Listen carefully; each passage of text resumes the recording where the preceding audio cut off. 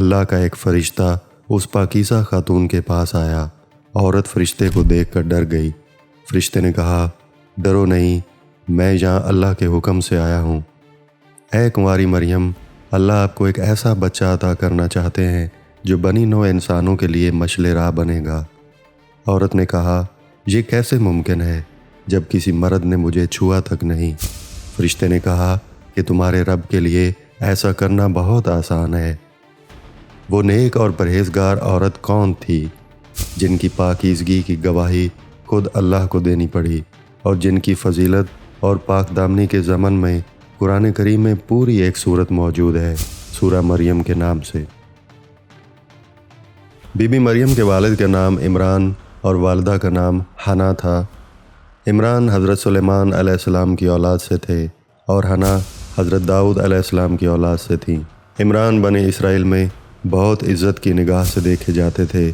وہ ایک دیندار، متقی اور پرہیزگار آدمی تھے، اسی لیے لوگوں نے مسجد اقصیٰ کی امامت ان کے سپرد کر رکھی تھی۔ حنا کی کوئی اولاد نہیں تھی۔ ایک دن اس نے درخت پہ بیٹھے ہوئے پرندوں کو اپنے بچوں سے پیار کرتے ہوئے دیکھا تو ان کا دل بھر آیا۔ انہوں نے روتے ہوئے اللہ سے دعا کی اور منت مانی کہ اگر ان کے ہاں اولاد ہوئی تو اپنی اولاد کو بیت المقدس کی خدمت پر مامور فرمائیں گی۔ اللہ تعالیٰ نے ان کی دعا قبول فرمائی اور ان کے ہاں ایک بچی کی ولادت ہوئی۔ بنی اسرائیل کی یہ روایت تھی کہ لڑکا جو بیت المقدس کی خدمت پر مامور کیا جاتا اسے دنیاوی کاموں میں کوئی دلچسپی نہ رہتی اور وہ اپنی ساری زندگی اللہ کی خوشنودی کے لیے کام کرتا اور بیت المقدس کی خدمت کرتا۔ اس لیے حنا نے اللہ سے بیٹی کی دعا کی، لیکن بیٹے کی بجائے بیٹی پیدا ہوئی۔ حنا نے لڑکی کا نام مریم رکھا۔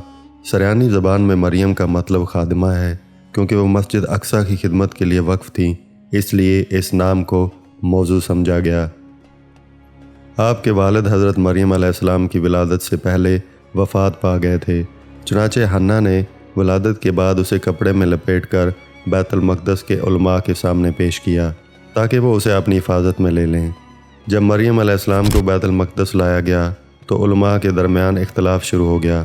ہر کوئی اس بچی مریم کو اپنی کفالت میں لینا چاہتا تھا، کیونکہ ان کے نزدیک یہ ایک مقدس ترین فریضہ تھا۔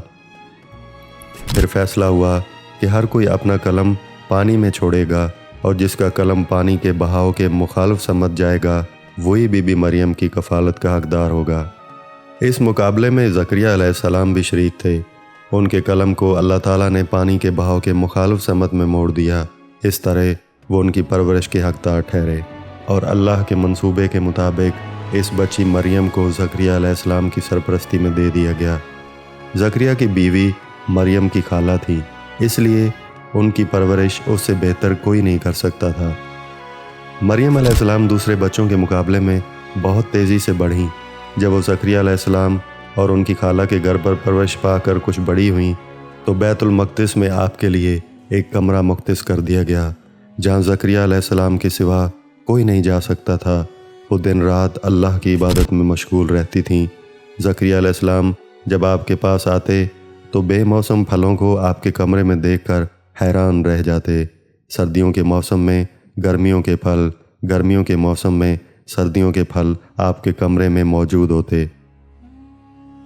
زکریا علیہ السلام نے جب مریم علیہ السلام سے پوچھا کہ یہ پھل کہاں سے آتے ہیں، انہیں کون دیتا ہے، تو مریم علیہ السلام نے بتایا کہ یہ پھل میرے اللہ کی طرف سے آتے ہیں۔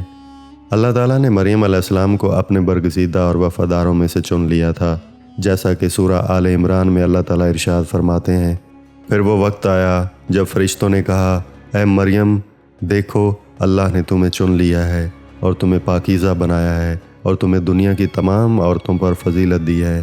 اے مریم، اپنے رب کے لیے متقی رہو اور سجدہ کرو اور رکوع کرنے والوں کے ساتھ رکوع کرو۔ مریم کو جس مقصد کے لیے چنا گیا تھا وہ ابھی باقی تھا۔ دن رات وہ اللہ تعالیٰ کی عبادت میں مشغول رہتیں۔ بنی اسرائیل میں یہ مشہور ہو گیا کہ حضرت مریم علیہ السلام بہت پرہیزگار، پاک باز اور پرہیزگار خاتون تھیں اور لوگ ان کی بہت عزت کرنے لگے۔ پھر وہ وقت آیا جب جبرائیل علیہ السلام مریم علیہ السلام کے پاس آئے۔ مریم علیہ السلام اپنے کمرے میں ایک آدمی کو دیکھ کر پریشان ہو گئیں۔ جبرائیل علیہ السلام انسانی شکل میں آپ کے پاس آئے تھے۔ مریم علیہ السلام نے آپ کو دیکھا اور کہا کہ اگر تم اللہ پر یقین رکھتے ہو تو میں تم سے اللہ کی پناہ مانگتی ہوں۔ جبرائیل علیہ السلام نے کہا، میں تمہارے رب کا قاصد ہوں اور تمہیں ایک نیک لڑکے کی بشارت دینے آیا ہوں۔ یہ سن کر کنواری مریم بہت حیران ہوئیں اور کہنے لگیں، میرے ہاں لڑکا کیسے ہو سکتا ہے جبکہ کسی مرد نے مجھے آج تک چھوا تک نہیں، اور نہ ہی میں کوئی بدکار عورت ہوں۔ جبرائیل علیہ السلام نے فرمایا کہ ایسا ہو کر رہے گا۔ آپ کا رب فرماتا ہے کہ میرے لیے یہ کرنا بہت آسان ہے، اور ہم ایسا کریں گے تاکہ اس لڑکے کو لوگوں کے لیے رحمت اور مشعل راہ بنا کر بھیجیں۔ پھر جبرائیل علیہ السلام نے بی بی مریم کا ہاتھ پکڑ کر پھونک ماری اور وہ حاملہ ہو گئیں۔ جب مریم علیہ السلام حاملہ ہوئیں تو بنی اسرائیل میں یہ خبر پھیل گئی۔ اس پر بہت سے لوگوں نے زکریا علیہ السلام کے گھر آنا بند کر دیا اور مریم علیہ السلام کو برا بھلا کہنا شروع کر دیا۔ وہ اللہ کے حکم پر بیت المقدس چھوڑ کر ایک دور دراز مقام پر جا کر رہنے لگیں۔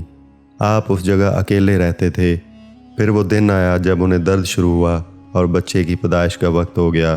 وہ ایک کھجور کے درخت کا سہارا لے کر بیٹھ گئیں۔ کھجور کا یہ درخت بالکل خشک تھا۔ انہوں نے اللہ کے حکم پر اس درخت کی شاخ کو پکڑ کر ہلایا تو وہ ہرا بھرا ہو گیا اور اس پر سے پکی ہوئی کھجوریں گرنے لگیں۔ حضرت مریم علیہ السلام نے وہ کھجوریں کھائیں۔ پھر آپ نے زمین پر ایڑی ماری اور زمین سے پانی نکلنے لگا۔ آپ نے پانی پی کر اپنی پیاس بجھائی اور اللہ کا شکر ادا کیا۔ پھر مریم علیہ السلام کو بدنامی کے ڈر نے پریشان کر دیا اور وہ کہنے لگیں، کاش میں پہلے ہی مر چکی ہوتی۔ پھر اللہ کی طرف سے تسلی آئی اور اللہ نے ان کو حکم دیا کہ وہ اس بچے کو لے کر اپنی قوم کے پاس جائیں۔ جب آپ بچے کو لے کر اپنی قوم کے پاس پہنچیں اور انہوں نے آپ کی گود میں ایک بچے کو دیکھا تو ان کو بہت غصہ آیا۔ وہ آپ پر الزامات لگانے لگے اور طعنے دینے لگے۔ پھر مریم علیہ السلام نے بچے کی طرف اشارہ کرتے ہوئے کہا کہ اس بچے سے بات کرو، تمہیں تمہارے تمام سوالوں کے جواب یہ بچہ دے گا۔ انہوں نے مذاق اڑانے والے انداز میں مریم علیہ السلام کی طرف دیکھا اور کہنے لگے، یہ دودھ پیتا بچہ بھلا ہمارے سوالوں کے کیا جواب دے گا؟ اچانک حضرت عیسیٰ علیہ السلام نے بولنا شروع کر دیا۔ انہوں نے کہا، بے شک میں اللہ کا بندہ ہوں۔ انہوں نے مجھے کتاب عطا کی ہے اور مجھے نبی بنا کر بھیجا ہے۔ میں جہاں کہیں بھی ہوں اللہ نے مجھے بابرکت بنایا ہے اور مجھے نماز قائم کرنے اور زکوٰۃ ادا کرنے کا حکم دیا ہے اور اپنی ماں کے ساتھ حسن سلوک کرنے والا بنایا ہے۔ اس نے مجھے مغرور یا سرکش نہیں بنایا۔